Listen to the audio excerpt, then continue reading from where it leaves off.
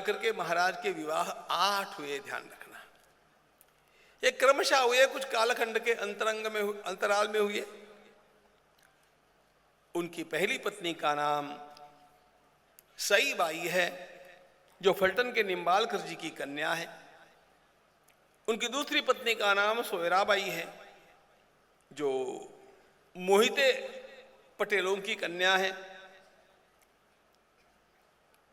तीसरी पत्नी का नाम सकवार बाई है, वह गायकवाड़ घराने की है। चतुर्थ पत्नी का नाम सगुणाबाई है, वह शिर्के घराने की है। पंचम पत्नी का नाम काशीबाई है, वह जादव घराने की है। छठी पत्नी का नाम लक्ष्मीबाई है, वह विचारे घराने की है। सप्तम पत्नी का नाम गुणवंता बाई है, वह इंगड़े घराने की है। और अष्टम पत्नी का नाम पालकर घराना की कन्या पुतड़ाबाई है। ये सारे विवाह महाराज ने क्यों किए, इसको समझ लो। भगवान श्री कृष्ण की 8 पटरानियां हैं। चाहे भगवान श्री कृष्ण है, चाहे छत्रपति शिवाजी महाराज है, इन विवाहों की आवश्यकता को जरा ध्यान में लीजिए। घने अंधकार में चारों ओर सर्वत्र शत्रु ही शत्रु है। परसों हमने 5 शाहियों के नाम देखे थे।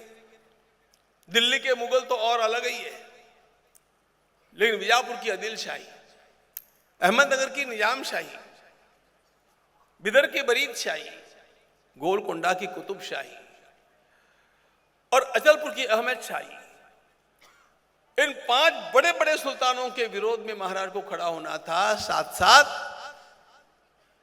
गोवा में आए हुए पोर्तुगीज थे, डच थे, कोकण को वशीभूत करने वाले अंग्रेज थे।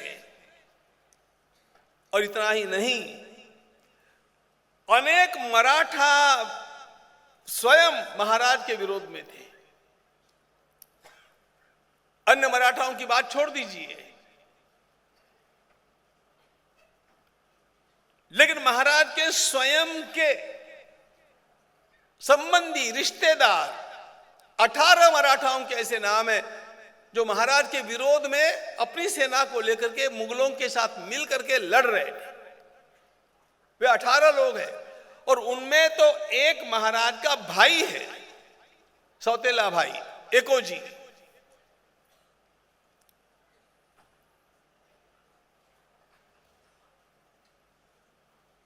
इतने सारे शत्रुओं के साथ लोहा लेना है तो सबसे पहले व्यक्ति को अपना अधिष्ठान सुरक्षित करना होता है। और इस अधिष्ठान को सुरक्षित करने के लिए राजघरानों में यह पद्धति रही, राजपूतों में भी यह पद्धति रही कि जिस घराने के साथ हमारा बेटी व्यवहार हो जाता है, अपने आप वो घराना हमारे साथ हो जाता है, वो फिर अपने विरोध में खड़ा नहीं होता है। To make the base broad and to feel the security, इन अनेक लोगों के साथ लेकर के चलने में सुरक्षितता है। भगवान श्री कृष्ण के सामने भी यही समस्या है, ध्यान रखना।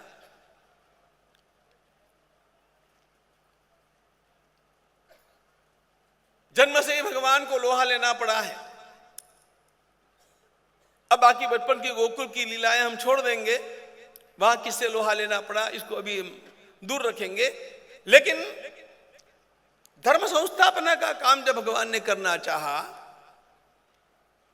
तो ध्यान रखना, भगवान अकेले थे और लड़ना कितने लोगों के सामने था? शाल्व है, पौंड्रक है, विदुरथ है, दंतवक्र है, शिशुपाल है, जरासंध है, नरकासुर है, ये सारे के सारे all against one, only Krishna.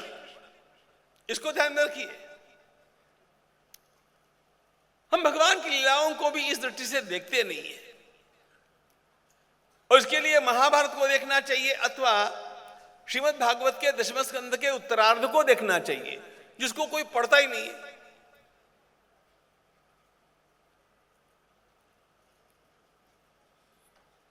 आप कल्पना कीजिएगा धर्म की क्या स्थिति रही होगी। एक पापी नरकासुर ने, जो प्रागज्योतिषपुर का राजा रहा, प्रागज्योतिषपुर आज भी है, आसाम में है, प्रागज्योतिषपुर विश्वविद्यालय है। प्रागज्योतिषपुर के राजा नरकासुर ने 16,000 से अधिक कन्याओं को बंदी बना करके रखा है। ये तो सीधी सीधी पुराण की बात है, महाभारत की भी बात है। 16,000 से अधिक, और ये क्षत्रिय कन्या है प्राय। इसका अर्थ यह है कि इनके भाई, इनके पिता, इनके काका, इनके मामा, ये सब शत सन्नद्ध क्षत्रिय है, लड़ने वाले हैं, शूरवीर हैं। अच्छा, इन कन्याओं को इसने बंदी क्यों बना करके रखा था? बुरा लगेगा लेकिन सही सही भाषा बोलूं, यह कन्याओं का व्यापारी था। कन्याओं का विक्रय, यह सीमावर्ती प्रदेश में रहता था, कन्याओं को एक्सपोर्ट करता था। आप बोलेंगे कैसी बात कर रहे, आज भी होता है। मैं आपको स्थान बतला सकता हूं, और ये विशेष रूप से सबसे अधिक केरल से होता है, ध्यान रखना। और जब बाहर ले जाया जाता है तो केरल के एयरपोर्ट उन लोगों के लिए अधिक सुविधा के होते हैं। महाराष्ट्र में उसका केंद्र रहा है मिरज।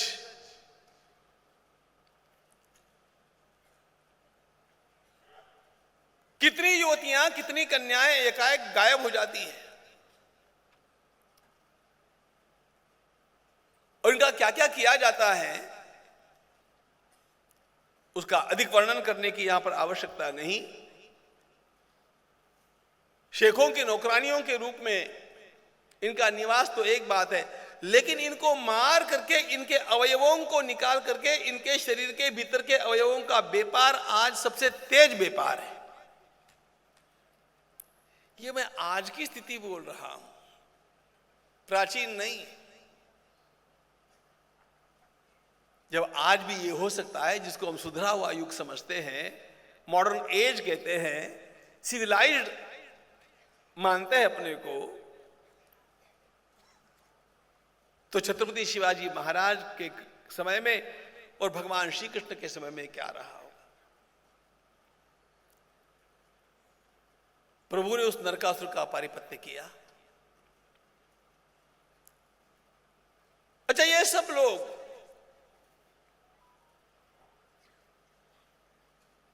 इन कन्याओं के संबंधी इनको छुड़ाना चाहते थे, कुछ कर नहीं पाते थे, क्योंकि एक बात का कारण था, कोई भी एक सज्जन ऊपर सिर उठाता था तो सारे के सारे पापी गुंडे मिलकर के उसका नाश करते थे, जिनके नाम मैंने लिए। पौंड्रक है, शिशुपाल है, दंतवक्त है, विदुरथ है, नरकासुर है, जरासंध है, दुर्योधन है, ये सब मिल करके उनको मारते।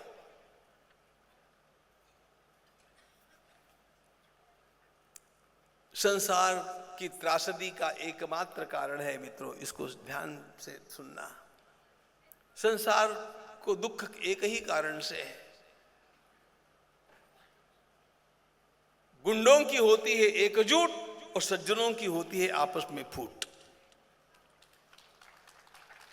जिस दिन सज्जनों की शक्ति इकट्ठी हो जाती है उस दिन अपने आप ही धर्म की संस्थापना होती है, गुंडों का कुछ नहीं चलता है। और इसलिए सज्जनों की संगठित शक्ति की आवश्यकता होती। भगवान श्री कृष्ण, अच्छा, इन सब का, जिन पापियों का नाम मैंने लिया, उन सब का नेता जरासंध है। Try to know the situation. इन सब का नेता जरासंध है। जरासंध ने अपने राज्य में 20,000 से अधिक क्षत्रियों को बंदी बना करके रखा है। 20,000 से अधिक क्षत्रियों को बंदी बनाया है। इसमें 86 अभिषिक्त राजा है। उससे पूछा जाता है कि क्यों इनको बंदी बनाया है। अहंकारी जरासंध कहता है 86 मिल गए और 14 मिलना बाकी है। जब 100 की संख्या पूरी हो जाएगी मैं 100 राजाओं का बड़े यज्ञ में बलिदान करूंगा। लोग बकरों का बलिदान करते हैं, मैं राजाओं का बलिदान करूंगा। अत्यंत नीच महत्वाकांक्षा।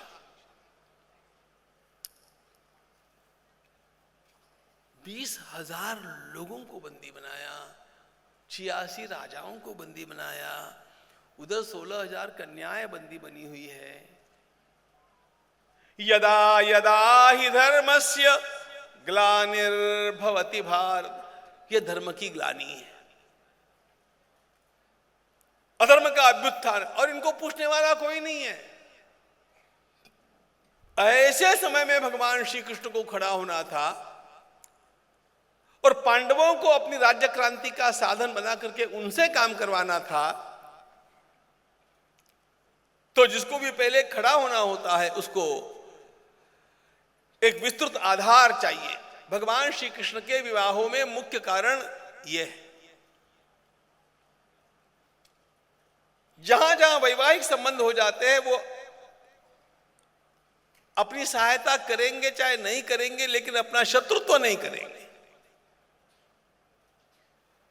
देखो, किसी भी समय सफल होने वाले व्यक्ति को पहली बात जाननी पड़ती है शत्रु मित्र विवेक। महाभारतकार कहते हैं पहले शत्रु मित्र विवेक करो। कौन हमारा विरोधक है, कौन हमारा सहयोगी है, इसका सही सही आकलन होना चाहिए। और कौन तटस्थ है, और विरोधकों के साथ किया जाने वाला व्यवहार, सहयोगियों के साथ किया जाने वाला व्यवहार और तटस्थों के साथ किया जाने वाला व्यवहार समान नहीं हो सकते। ये जिसके ध्यान में आता है वो जीतता है।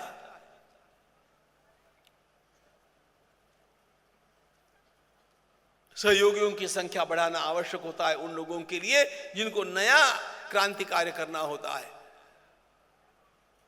भगवान श्री कृष्ण ने अपने सहयोगियों की संख्या बढ़ाने के जो तरीके अपनाए उसमें यह विवाह एक प्रक्रिया है।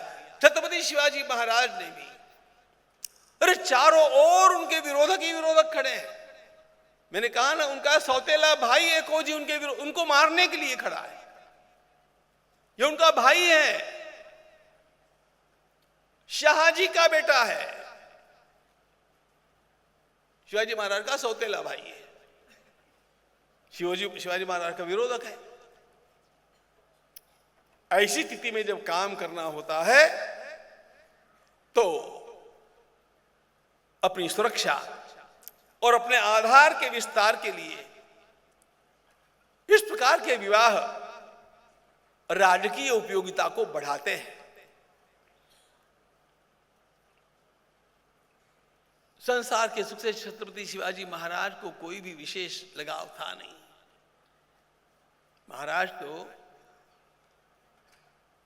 उनकी मुहिमों का वर्णन है, राजगढ़ से निकलने के पश्चात कभी कभी वो एक एक वर्ष तक लौट करके नहीं आते। एक बार तो वे 1 वर्ष के पश्चात जिना माता को मिल सके। इतनी मुहिम के पश्चात मुहिम।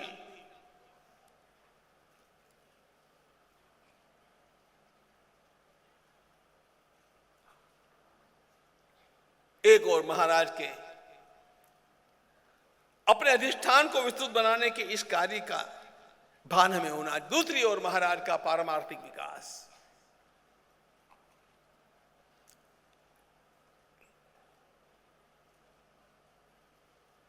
समर्थ रामदास स्वामी और छत्रपति शिवाजी महाराज का सबसे पहला संबंध कब आया? जब शिवाजी महाराज 1.5 वर्ष के थे। शाहजी राजे नासिक की यात्रा में आए और टाकली के इस तपस्वी के चरणों पर, महाराष्ट्र में पद्धति है, सर्वत्र पद्धति है, बालक को संतों के चरणों में रखना। समर्थ रामदास स्वामी और छत्रपति शिवाजी महाराज की आयु में 22 वर्ष का अंतर है। वे 23.5 वर्ष के थे शिवाजी महाराज, ये छोटा शिवा 1.5 वर्ष का था। ये पहली बात। उसके पश्चात 19 वर्ष की अवस्था में शिंगनवाड़ी में उन्होंने उनसे मंत्र ग्रहण किया। इसके पश्चात की जो मुलाकातें हैं उनके बारे में तो इतिहास में भी कोई संदेह नहीं, इनके बारे में थोड़ी चर्चा होती रहती है। लेकिन 1658 में और 1672 में ये 4 उनके मिलन तो स्पष्ट है। एक बात मैं आपको बतलाना चाहता हूं, छत्रपति शिवाजी महाराज के गुरु कौन, इसके बारे में हमारे यहां पर बड़ी चर्चा चलती है। निशंक अंतःकरण से ध्यान रखना, छत्रपति महाराज की आद्य गुरु भगवती जिजामाता ही है।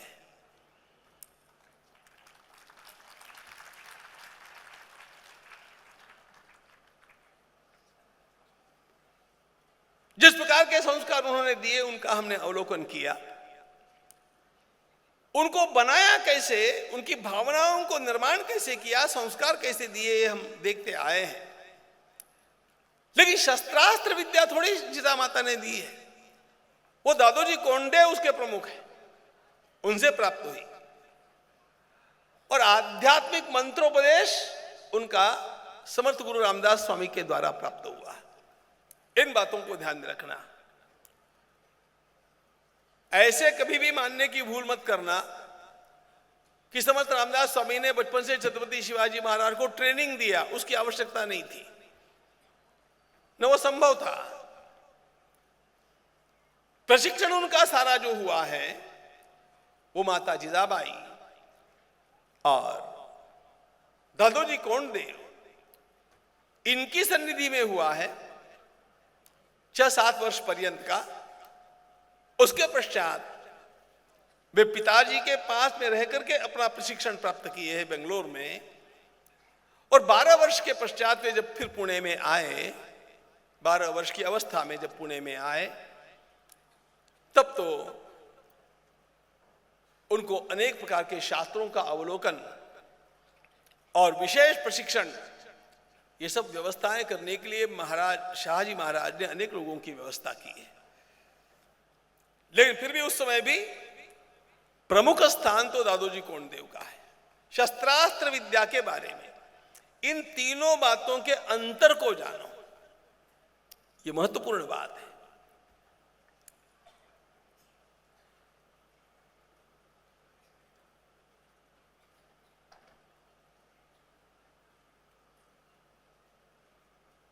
महाराज स्वयं अनेक संतों के पास जाते थे, अनेक संतों का दर्शन करते थे, सभी तीर्थों में जाते थे।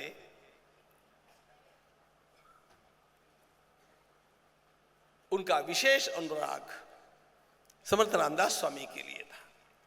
इसीलिए उन्होंने अपने पुत्र को समर्थ रामदास स्वामी के पास भेजा कि आप इसे कुछ पढ़ाइए, इसे कुछ समझाइए, शास्त्रों का दिग्दर्शन कीजिए। अनेक दिनों तक महाराज संभाजी राजे